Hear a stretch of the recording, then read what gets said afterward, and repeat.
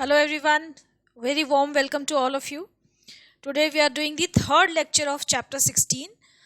इसमें हम कवर करने वाले हैं diseases caused by protozoa and worms.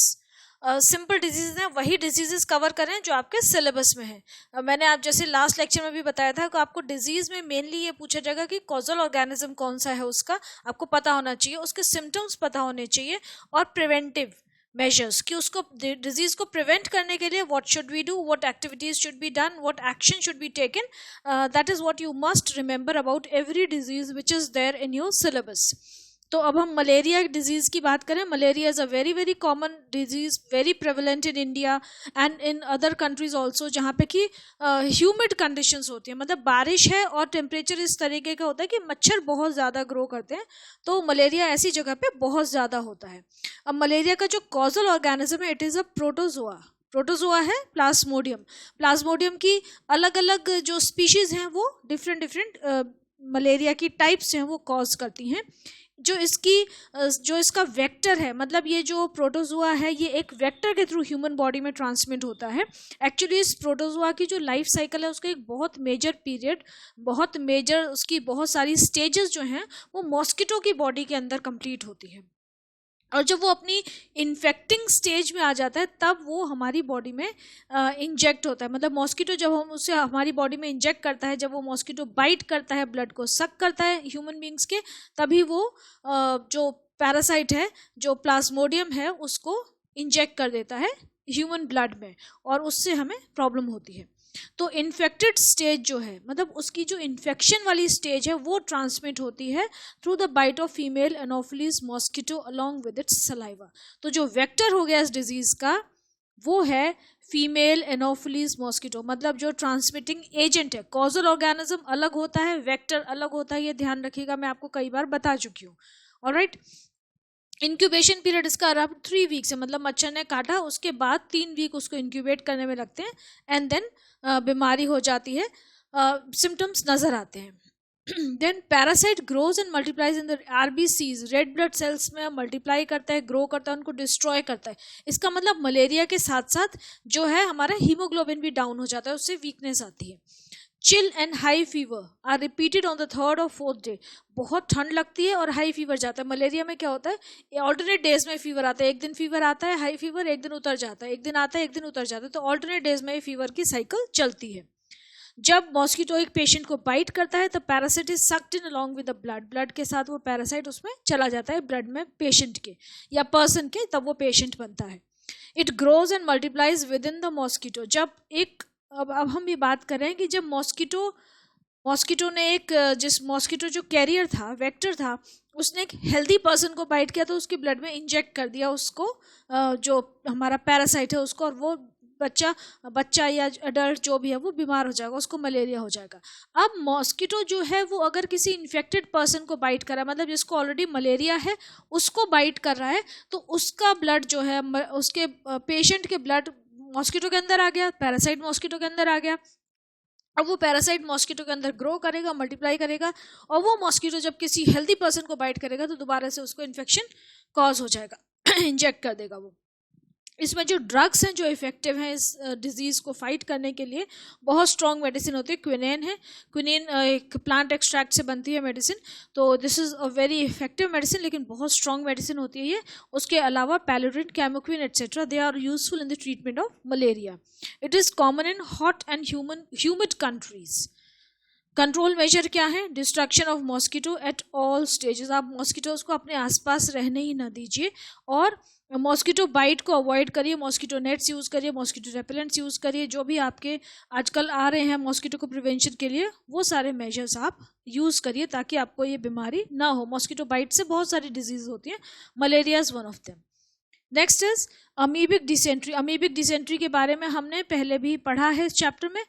तो इस अमीबिक डिसेंट्री को अमीबियासिस भी बोलते हैं. It is caused again by protozoa, एक अमीबा की ही टाइप है जिसका नाम है एंटोमीबा हिस्टोलिटिका. जब मैंने वो चैप्टर पढ़ाया था तो बताया था कि ये जो नॉर्मल जो अमीबा होता है उसके बहुत सारे सूडोपोडिया होते हैं, लेकिन जो एंटोमीबा हिस्टोलिटिका होता है इसके एक ही सूडोपोडिया होता है ना. ये ऐसे प्रोजेक्टेड जो है, एक सिंगल सूडोपोडिया ही है इसके. और ये जो है it causes destruction of the lining of the large intestine, जो लार्ज इंटेस्टाइन में रहता है उसकी लाइनिंग को डिस्ट्रॉय कर देता है। एक्सट्रीम डायरिया होता है, बहुत ज़्यादा पेन होता है, मतलब ग्रिपिंग पेन, मतलब ऐसे जो जिस पर्सन को ये अफेक्ट करता है उसको लूज मोशंस हो रहे हैं, डायरिया हो रहा है, और पेट में स्टमक, बहुत सीवियर स्टमक एक होता है that one has to hold the stomach tightly, इतना पेन होता है, बहुत ज़्यादा पेन होता है। और उसके साथ म्यूकस, मतलब इतना ज़्यादा वाटरी स्टूल पास होता है, म्यूकस आना स्टार्ट हो जाता है। म्यूकस इज दी, जो आपकी इंटेस्टाइन की इंटरनल लाइनिंग है वो भी डिजॉल्व होने लगती है, और ब्लड भी आता है कई बार। तो इसका ये जो इन्फेक्शन होता है ये कंटामिनेटेड फूड के थ्रू होता है, स्पेशली बाय फ्लाइज। वेक्टर क्या हो गई? फ्लाइज हो गई, फ्लाइज कंटामिनेट कर रही हैं। Incubation period is about 1 week, और इसकी जो प्रिवेंटिव मेजर्स हैं कि proper sanitation, protecting food from dust and flies, ये इसके प्रिवेंटिव मेजर है। सैनिटेशन मेंटेन करना और अपने खाने पीने के स्टफ को कवर करके रखना डस्ट और फ्लाइज से, और किसी ऐसे एरिया से खाना नहीं खाना जो कि प्रोन टू इन्फेक्शन हो, जहाँ पे कि मतलब मेनली स्ट्रीट वेंडर्स, या जहाँ पे आप बाहर कहीं खा रहे हैं तो वो प्रॉपरली कुक नहीं हो रहा है, या उसकी कुक होने के बाद उसको ढंग से रखा नहीं गया, अनकवर्ड है, तो ऐसे सोर्सेज से आपको फूड नहीं खाना चाहिए। Next is sleeping sickness. Sleeping sickness जो बीमारी है, इसका नाम सुन के लगता है कि जिस पर्सन को ये बीमारी होगी वो सोता रहता होगा, है ना, स्लीपिंग सिकनेस ऐसा लगता है नाम सुन के, but it is the opposite. Sleeping sickness ये जो डिजीज़ है ये नर्वस सिस्टम को अफेक्ट करते हैं, मतलब कोऑर्डिनेशन डिस्टर्ब हो जाता है पर्सन का, and he is not able to sleep, he और she is not able to sleep, sleeping cycle पूरी डिस्टर्ब हो जाती है। तो it is a disease caused by flagellated protozoa. Protozoa जिसके बहुत सारे फ्लैजिला होते हैं, उसका नाम है trypanosoma brucei gambiense and trypanosoma brucei rhodesiense. तो ये रोडियंस और गैम्बियंस जो हैं ये दोनों क्या हैं? स्पीशीज़ हैं सेम जीनस की। ट्रिपैनोसोमा की 2 स्पीशीज हैं जो ये डिजीज कॉज कर रही हैं, एंड इसका जो वेक्टर है ये कैसे ट्रांसमिट होता है? It is transmitted through the bite of tsetse fly या सी फ्लाई। तो ये जो है, ये फ्लाई जो है ये इसका वेक्टर है। सिम्टम्स क्या है? Fever, headache, itchiness and joint pain. Starting में जब ये इन्फेक्शन होता है, फर्स्ट फेज जब है, जबकि पता चल जाता है तो इसका फटाफट ट्रीटमेंट होना चाहिए। तो पर्सन को फीवर होता है, हेडेक होता है, इचीनेस होती है, जॉइंट पेन होता है, बहुत सीवियर होता है। और जब तो इसके बाद डॉक्टर ब्लड टेस्ट करवाता है, ब्लड टेस्ट से पता चलता है कि हाँ ये पर्टिकुलर प्रॉब्लम है। अगर इसका सही इलाज नहीं हुआ तो the patient later on suffers from confusion. फिर ये आपका जो नर्वस सिस्टम है उसको अफेक्ट करता है, कन्फ्यूजन होता है, कोऑर्डिनेशन डिस्टर्ब हो जाता है हमारा। मतलब कोऑर्डिनेशन का मतलब ये हो गया कि आप पैर कहीं रख रहे हो, कहीं पड़ रहा है, आप कोई चीज़ उठाने जा रहे हो, आप उसको पिक नहीं कर पा रहे हो, आपका जो कंट्रोल सिस्टम है वो गड़बड़ हो जाता है, कोऑर्डिनेट नहीं कर पाते हैं आप। नम्बनेस मतलब फीलिंग खत्म हो जाती है, and trouble in sleeping. So that is why it is referred to as sleeping sickness. This phase is also known as the neurological phase and it can be fatal at this stage. अगर इस stage तक बीमारी पहुंच जाती है then it is quite fatal. मतलब it can, fatal means, fatal word का मतलब होता है रिलेटेड टू डेथ, तो this can cause death also. तो इसका टाइमली ट्रीटमेंट बहुत ज़रूरी है। ये न्यूरोलॉजिकल लिखा हुआ है, इट इज़ न्यूरोलॉजिकल, है ना, LO आएगा यहाँ पे बीच में, न्यूरोलॉजिकल। ओके, देन ट्रीटमेंट क्या है कि दवाइयाँ हैं जो भी स्पेसिफिक डॉक्टर्स अपने आप ट्रीटमेंट करते हैं, लाइक मेटाफोर्सोल एट्सेट्रा। तो this is also very severe disease. Then ये आपकी प्रोटोजोन डिजीजेस थी।